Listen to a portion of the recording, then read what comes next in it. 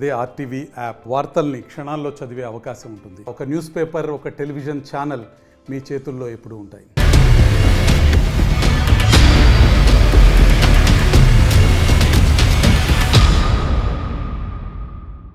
నమస్తే, welcome to leaders far. నేను సచిన్. ఆంధ్రప్రదేశ్లో రోజు రోజుకి ఆసక్తికరంగా మారుతున్నాయి రాజకీయాలు. ముఖ్యంగా వాతావరణం వేడి కాస్త తగ్గినా, ఎందుకంటే కాస్త చినుకులు పడి చల్లబడినా సరే రాజకీయం మాత్రం ఎక్కడా తగ్గలేదు. ఇన్ఫాక్ట్ చెప్పాలంటే ఎన్నికల తేదీ దగ్గర పడుతున్న కొద్దీ ఆ వేడి మరింత పెరుగుతోంది. ఈ నేపథ్యంలో నియోజకవర్గాల్లో ఉష్ణోగ్రత ఏ స్థాయిలో ఉంది, రాజకీయాలకు సంబంధించి అనేది మేము ముందుంచే ప్రయత్నం చేస్తున్నాం. ఎవరికి పవనాలు అనుకూలంగా ఉన్నాయి, ఎవరికి ఎటువంటి అంశాలు ప్రతికూలంగా ఉన్నాయి అనేది కూడా ముందుంచే ప్రయత్నం చేస్తున్నాం.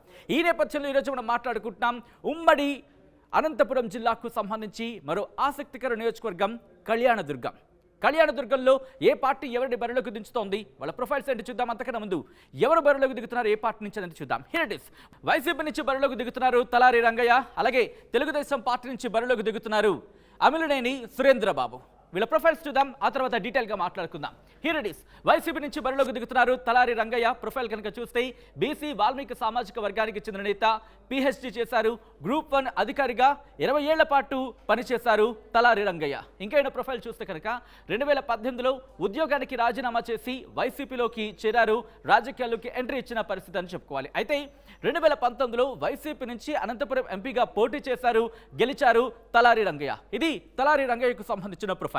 ఇక తెలుగుదేశం పార్టీ నుంచి బరిలోకి దిగారు అమిలినేని సురేంద్రబాబు. ఈయన ప్రొఫైల్ కనుక గమనిస్తే కమ్మ సామాజిక వర్గానికి చెందిన నేత, ఇంటర్ చదువుకున్నారు, వృత్తిరీత్యా కాంట్రాక్టర్. తొలిసారి అసెంబ్లీ ఎన్నికల బరిలో ఉన్నారు అమిలినేని సురేంద్రబాబు. అభ్యర్థులకు సంబంధించిన ప్రొఫైల్. ఇక నియోజకవర్గానికి సంబంధించి క్లుప్తంగా చూసే ప్రయత్నం చేద్దాం. Here it is. Anantapuram Lok Sabha స్థానంలో భాగం కళ్యాణదుర్గం నియోజకవర్గం. వాల్మీకి ఓటర్లు ఇక్కడ కీలకమైన వాల్మీకి ఓటర్లు ఇక్కడ కీలకమనే మాట మనకి వినిపిస్తూ ఉంటుంది. అలాగే బ్రహ్మసముద్రం, కళ్యాణదుర్గం, కుందుర్పి, దాంతోపాటు సెట్టూరు, అలాగే కంబదూరు, ఈ మండలాలు కళ్యాణదుర్గం నియోజకవర్గం పరిధిలోకి వస్తాయి.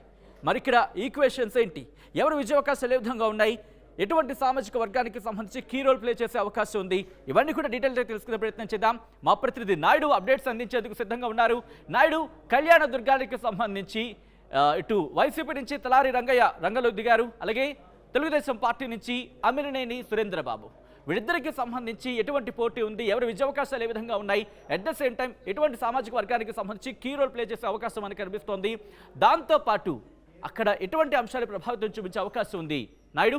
Thank you Sachin. మొత్తం మీద అయితే కళ్యాణదుర్గం, అనంతపురం పార్లమెంట్ పరిధిలో ఉన్నటువంటి కళ్యాణదుర్గం నియోజకవర్గం హాట్ టాపిక్గా ఉంది. ఎందుకంటే ఇక్కడ ఈ మధ్య కాలంలో అక్కడ గత ఎన్నికల్లో గెలిచినటువంటి ఉషశ్రీ చరణ్ మంత్రిగా కూడా కొనసాగినటువంటి పరిస్థితి. ఆమెను ఇక్కడ నుంచి పెనుగొండకి షిఫ్ట్ చేసినటువంటి ఇటువంటి పరిస్థితుల్ని అనంతపురం ఎంపీగా గెలిచినటువంటి తలారి రంగయ్యని వైసీపీ ఎమ్మెల్యే బరిలో దించింది. ఇటువంటి పరిస్థితుల్లోనే తెలుగుదేశం పార్టీ తరఫున ఈ మధ్య కాలంలో ఇద్దరు అక్కడ పోటీ ఉన్నటువంటి పరిస్థితి. ఇద్దరు నాయకుల మధ్య హనుమంతరాయ్ చౌదరి, మాదినేని ఉమామహేశ్వర నాయుడు మధ్య, వారిద్దరి మధ్య తీవ్ర పోటీ ఉంది. చిన్న చిన్న గొడవలు కూడా జరిగినటువంటి పరిస్థితి. ఇటువంటి పరిస్థితుల్లో వారిలో ఎవరికి దక్కుతుందా సీట్ అనుకున్న తరుణంలో మధ్యలో అమిలినేని సురేంద్రబాబు, కాంట్రాక్టర్, ప్రముఖ కాంట్రాక్టర్ అనేటువంటి అమిలినేని సురేంద్రబాబు తెలుగుదేశం పార్టీ టికెట్ కేటాయించింది. ఇటువంటి పరిస్థితుల్లోనే వీరందరినీ కలుపుకుని వెళ్తానని చెప్పేసి అమిలినేని సురేంద్రబాబు ఒకవైపు ధీమా వ్యక్తం చేస్తున్నటువంటి నేపథ్యంలో ఈ నియోజకవర్గంలో ముఖ్యంగా బీసీ ఓటర్లు అత్యధికంగా ఉండేటువంటి కళ్యాణదుర్గం నియోజకవర్గం ఈసారి ఎవరికి విజయం వరిస్తుంది, అందులోనూ ముఖ్యంగా ఓటర్లు ఎవరిని నెత్తికెత్తుకుంటారు, ముఖ్యంగా అందులోనూ ఉషశ్రీ చరణ్ గతంలో ఇక్కడ గెలిచినటువంటి అభ్యర్థిని వైసీపీ నాయకులు ఇక్కడ వద్దు ఇమని చెప్పేసి నిరసన కార్యక్రమాలు కూడా చేపట్టినటువంటి పరిస్థితి. ఇటువంటి పరిస్థితుల్లోనే తలారి రంగయ్య ఇవన్నిటిని ఎలా సెటరేట్ చేసుకుంటాడు అనేది ఒకవైపు ఉంటే మాత్రం మొత్తం మీద అమిలినేని సురేంద్రబాబు వర్సెస్ తలారి రంగయ్య అనేది గట్టి పోటీ ఉంది.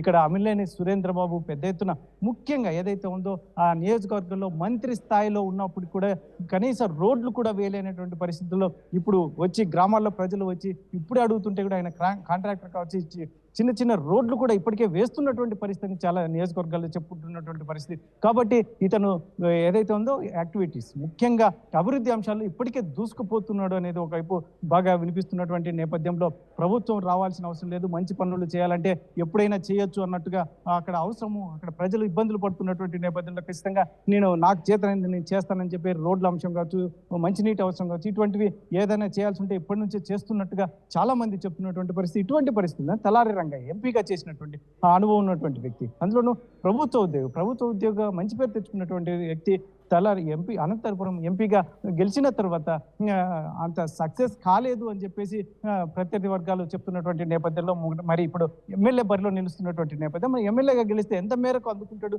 నియోజకవర్గ ప్రజల ఏదైతే ఉందో కోరికలు, ముఖ్యంగా అభివృద్ధి అంశాలను ఎలా తీసుకుంటాడు అనేది కాస్త పక్కన పెడితే మాత్రం ఇప్పుడు ప్రస్తుతం ఉన్న పరిస్థితిలో పోటాపోటీగా గ్రౌండ్ లెవెల్లో తిరుగుతున్నటువంటి నేపథ్యంలో తెలుగుదేశం గతం నుంచి ఇక్కడ తెలుగుదేశంకి కంచుకోటగా ఉన్నటువంటి కళ్యాణదుర్గం ఆ మధ్య కాలంలో ఉషశ్రీ చరణ్ గెలవడం, ఇవన్నీ కానీ ఇప్పుడు తెలుగుదేశం మరొకసారి పుంజుకుంటుంది, ఇక్కడ క్యాడర్ చాలా స్ట్రాంగ్ గా ఉంది అని చెప్పేసి తెలుగుదేశం నాయకులు ఒకవైపు చెప్తున్నటువంటి నేపథ్యం.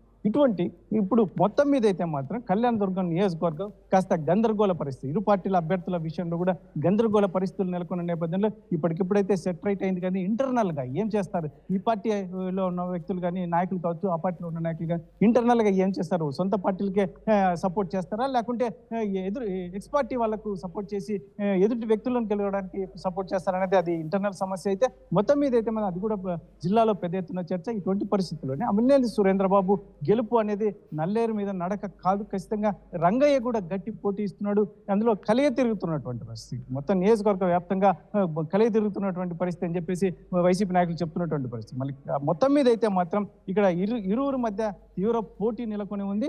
అయితే ప్రజలు మాత్రం ఎటువైపు మొగ్గు చూపుతారు, మొట్టమొదటిసారి ఎన్నికల బరిలో నిలిచినటువంటి అమిలినేని సురేంద్రబాబుకు పట్టం కడతారా, లేకుంటే గత ఎన్నికల్లో ఎంపీగా గెలిచి విజయం సాధించినటువంటి వ్యక్తి రంగయ్యకు మరొకసారి ఎమ్మెల్యేగా అవకాశం ఇస్తారనేది కాస్త వేచి చూడాల్సిన అంశం. Right Naidu, thanks for updates. మొత్తంగా ఏం జరగబోతోంది అనేది మే 11న ప్రజలు డిసైడ్ చేయబోతున్నారు. ఫలితాలు జూన్ 4న రాబోతున్నాయి. ఆ రోజు తెలిపోతుంది ఎవరిని ప్రజలు తమ ఎమ్మెల్యేగా అసెంబ్లీకి పంపించబోతున్నారు అనేది.